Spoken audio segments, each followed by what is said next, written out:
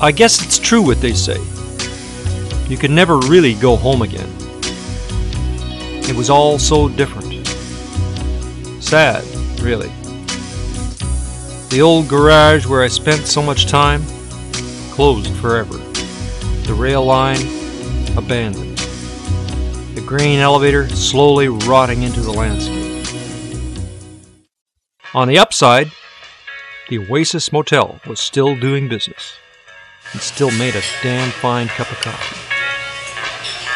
It gave me a chance to look at the map and develop a plan. It was simple enough, I suppose. Do what I do when Arneson gives me instructions. That is, follow directions to the letter. I would head out down Route 23, past the canola and swath, past the harvested wheat field.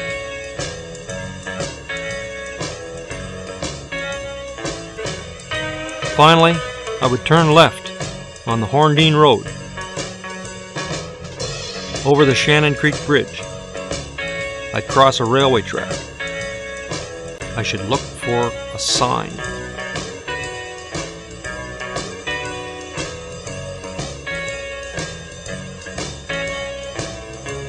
That must be it.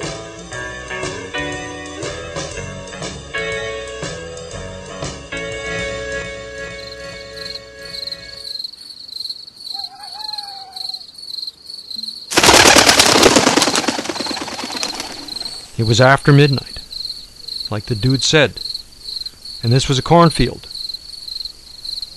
But none of this made any sense to me.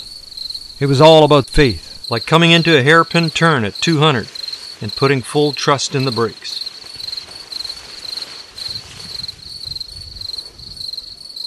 Too late to turn back. I was along for the ride.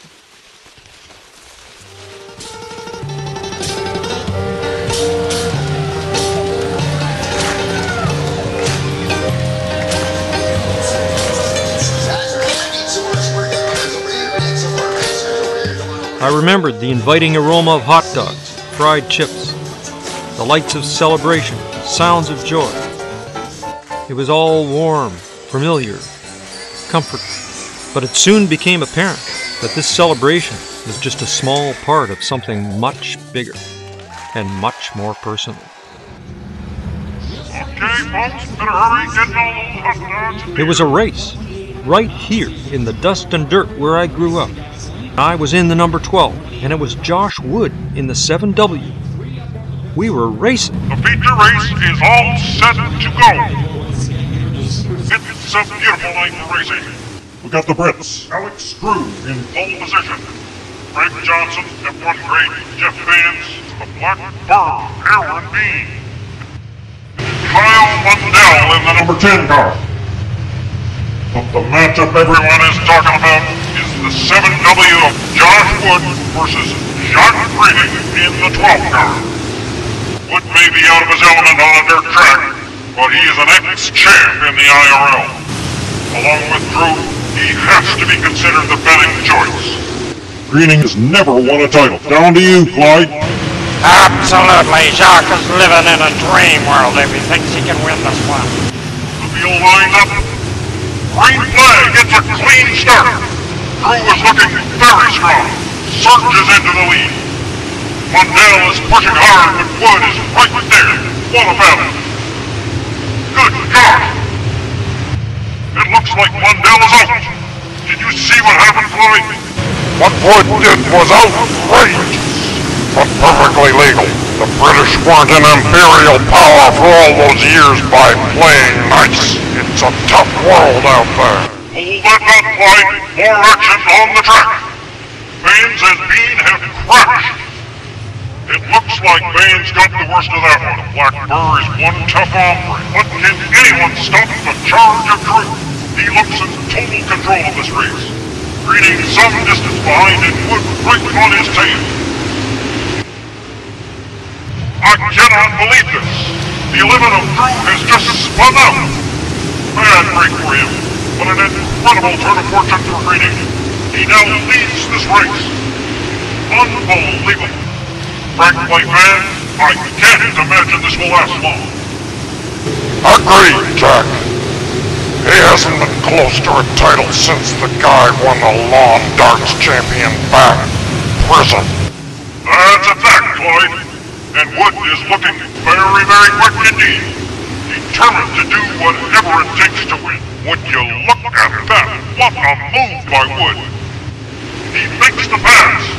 With only 2 laps left, the 7W of Josh Wood appears headed for victory. What does it look like at track level, Clyde? The scuttlebutt down here is that there's no way Greening will put up much of a challenge. He just doesn't have what it takes to win. I agree, Clyde. Looks like the Canetown fans will go home disappointed. Again, just like when the Blatz barn burned down 20 years ago. Hold on a minute. Greening is attacking. I don't believe it. He has overtaken Josh Wood in the final corner. Jock wins! Jock wins! Well, that was quite a race, folks. It's a fine night in Canetown. They'll be talking about this one for years. Prodigal Son returns. What a story! It was a dream. There was the victory, of course, but the whole setting was more than I could imagine. I watched myself, at home, among friends. I felt I belonged here in this world, and I wanted to stay. The party finally wound down.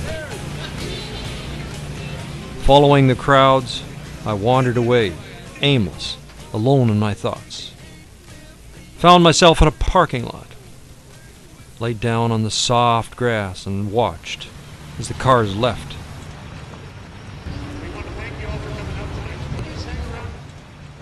The final sparks of fireworks subsided.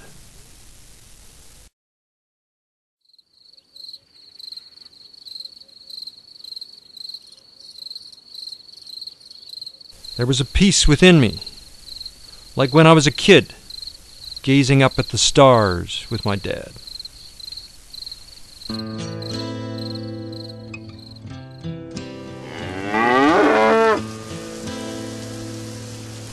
The mind can confuse, can play tricks with your sense of what is real and what is not. Was this the same place where I was a hero just a few hours ago? I couldn't be certain anymore. It was all a rude awakening and a hard reminder. I was suddenly thrown back into a much less appealing world, into a reality that I had to face. Is there any reason for good fortune? I never thought so. Just then, I got a call.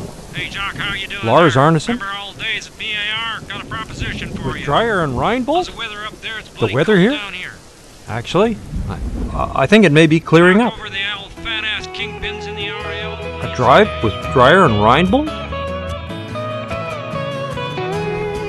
You know, it's a curious thing how we see our world and how that can change in a moment. I was off on another dream.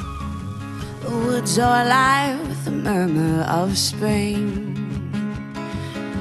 The snow melts away and the creeks start to sing.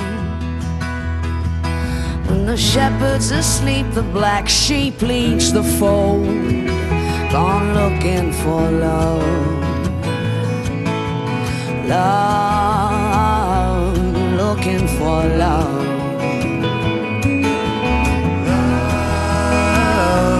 Looking for love.